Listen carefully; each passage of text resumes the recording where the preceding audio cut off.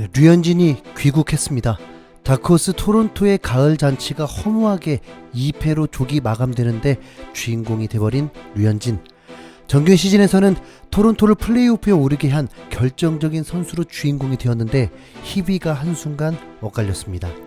정규 시즌에서는 67이닝 동안 72개 탈삼진과 승리 기여도 1.9로 최상위권 성적을 냈습니다. 아메리칸 동부 지구에서는 평균 자책점 1위이고 아메리칸 리그에서는 4위, 메이저리그 전체에서는 9위를 기록했습니다. 시즌 전에는 3, 4점대의 평균 자책점을 예상하기도 했지만 류현진이 보여준 것은 2점대 평균 자책점으로 팀을 이끄는 완벽한 모습이었죠. 하지만 템파베이와의 와일드카드 결정전 2차전에서 너무 허탈한 경기력을 보이며 탈락의 결정적인 역할을 한 선수가 되어버렸습니다.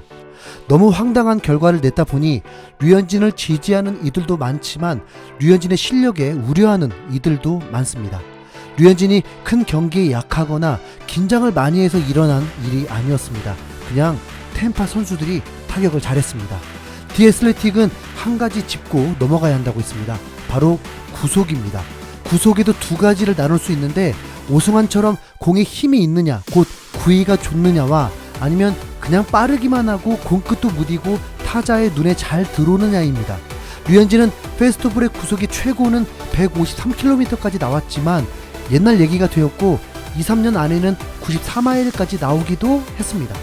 이를 평균 페스티벌 구속으로 계산해보면 지난해에는 146km 정도 나왔고 올해에는 144km입니다. 약 2km가 떨어졌습니다. 류현진은 종종 말해왔습니다. 스피드보다 제구가 중요하고 자신의 경기가 망쳤을 때는 스피드가 아닌 제구가 안 돼서 실투를 던져서 경기를 망쳤다고 말합니다. 줄곧 그렇게 말했습니다. 그런데 하필 류현진은 경기력이 안 좋은 날은 모두 구속도 저하된 날이었습니다. 평균 구속이 142km 이하였던 3경기에서는 23피안타 13자책점을 기록했고 143km 이하였던 10경기에서는 45피안타 10자책점을 기록했습니다. 성적이 그렇게 말해줍니다. 평균 구속이 145km가 나왔을 때는 부진해 본 적이 없습니다. 사실 단 1년 만에 평균 구속이 이렇게 떨어진다면 아무리 제구력이 좋아도 좋은 성적을 기대할 수는 없습니다. 이곳은 가볍게 휘둘기만 해도 100m를 날아가게 할 수 있는 선수들이 즐비한 메이저 리그입니다. 최소한 공에 힘이 없고 느리면 커트하기도 쉬워지고 그러다 보면 볼넷을 허용하거나 두들겨 맞기 딱 쉽습니다. 이번 템파베이와의 경기가 그랬습니다. 류현진 스스로도 평소보다 1, 2마일 정도 덜 나왔다는 걸 인정했습니다. 느낌이 괜찮았다는 건 본인일 뿐이고 상대 타자는 느낌이 더 좋았으니 두들겨 맞은 거죠. 그러다 보니 디애슬레틱은 류현진이 내년에 몸을 더 잘 만들어 와야 한다고 조언까지 남겼습니다. 뉴욕 매치 전 단장은 류현진을 혹평까지 했습니다. 타자를 제압하지 못한 투수라면서 일선발이 되기에는 부족하다고 했습니다.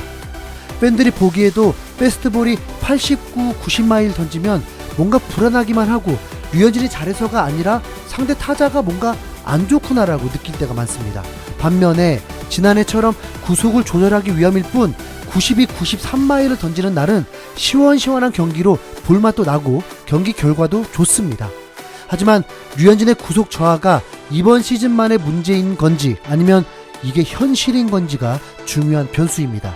보통 팀은 5선발 체제로 꾸리고 나가게 됩니다. 그래서 투수들은 4일을 쉬고 등판하게 되는데 류현진은 휴일이 길수록 구속도 잘 나오고 경기 내용도 좋았습니다. 그렇다고 류현진 때문에 6선발 체제를 하기는 부담스럽습니다. 그만큼 견고한 투수가 또 한 명 필요하다는 것이고 4일 휴식 후에 회복이 덜 된다는 건 스태미너가 부족하기 때문에 감점 요인일 수밖에 없습니다. 4일간 휴식 후 던지다가 간간히 로테이션 한 번 정도 거르게 되는 게 이상적인 등판 간격입니다. 만약 구속이 지난 시즌처럼 회복되지 못한다면 분명 많은 위기를 맞게 될 것입니다. 템파베이는 내년에도 많이 상대할 수 있는 한 지구의 팀이고 12경기 정도면 이미 경기 감각 다 찾고 100%의 모습인 건데도 혹독하게 당했으니 다른 팀들도 류현진의 공략 방법을 찾기가 쉬울 것입니다. 그럼 어떻게 해야 할까요? 류현진이 에이스 역할을 잘 해내기 위해선 무조건 구속을 올리는 것만이 살 길입니다. 구속 증가에 대해선 커쇼 얘기를 안 할 수가 없습니다. 지구상 최고의 투수라 불리는 커쇼는 현존 투수 중 가장 낮은 평균 자책점을 기록한 투수입니다. 커쇼는 류현진만큼 아니 그 이상 어린 나이 때부터 많은 공을 던지며 어깨를 많이 사용했습니다. 2300이닝을 넘겼습니다. 류현진은 2060이닝 정도를 던졌는데 커쇼가 한 살이 어림에도 불구하고 훨씬 많은 이닝을 소화했습니다. 또한 공을 투구한 횟수는 더했겠죠. 그러더니 2년 전부터 평균 자책점이 이상해졌습니다. 2018년에는 2점 후반대를 찍더니 지난해에는 3.03을 기록하는 충격적인 평균 자책점을 기록했습니다. 가장 빠른 구속이 92마일이고 평균 90마일을 던지게 되었습니다. 그래서 커쇼의 시대가 끝난 게 아닌가 우려했습니다. 실제로 다저스는 프랜차이즈 스타인 커쇼와 3년 재계약만 했을 정도였습니다. 본래 이 기록도 엄청 잘 던지는 투수이고 에이스로 인정받지만 커쇼에게만큼은 어울리지 않은 수치입니다. 그 정도로 커쇼는 대단한 투수였죠. 그렇게 된 이유가 바로 구속 저하였습니다. 그 이후 페스티벌 구속이 떨어졌음에도 불구하고 이전과 같은 패턴의 투구를 했고 타자들과 대등해져 버렸습니다. 잦은 부상도 달고 살았습니다. 모두 투구 시 사용되는 부위들이었죠. 커쇼 스스로도 3.03의 평균 자책점 성적표를 들고 충격을 받았는지 대책을 세웠습니다. 지난 겨울 첨단 장비를 활용한 데이터 분석을 훈련에 접목시키는 아카데미인 드라이브 라인 베이스볼에서 훈련을 통해 페스티벌 구속을 끌어올렸습니다. 커쇼는 드라이브 라인에서 하는 훈련은 웨이트 볼뿐만이 아니라 그곳은 몸이 움직이는 방식을 측정하고 이를 바탕으로 몸을 최대한 효율적으로 쓰는 방법을 배우는 곳이다. 확실히 좋은 곳이다. 사람들은 드라이브 라인을 떠올릴 때면 웨이트볼에 대해서만 생각하지만 내가 배운 것은 그보다 훨씬 많았다고 고백했습니다. 어떻게 된 일인지 커쇼는 실제로 구속이 2km가 증가했습니다. 그리고 이번 시즌 10경기 등판에서 6승 2패 평균 자책점 2.16을 기록하며 반등에 성공했고 포스트 시즌에서 미러키를 상대로 8이닝 13K를 기록하며 최고의 피칭을 펼쳤습니다. 사실 커쇼가 이번 시즌에 다시 재기에 성공한 이유가 페스티벌 구속 때문만이라고 할 수는 없습니다. 이전까지는 계속 구속이 좋든 안 좋든 스트라이크를 꽂아 넣으려고 들어갔다면 이번 시즌에는 유인하는 방법을 택하며 기교파 투수의 면모까지 갖추게 되었습니다. 구속이 올라가고 기교파까지 되니까 다시 2점 초반대의 평균 자책점을 기록한 것입니다. 류현진은 이미 커쇼를 넘어선 기교파 투수라고 봐야 합니다. 어떤 구질이든 제구력만큼은 메이저리그 탑 선수입니다. 류현진이 주목해야 할 것은 결국 구속입니다.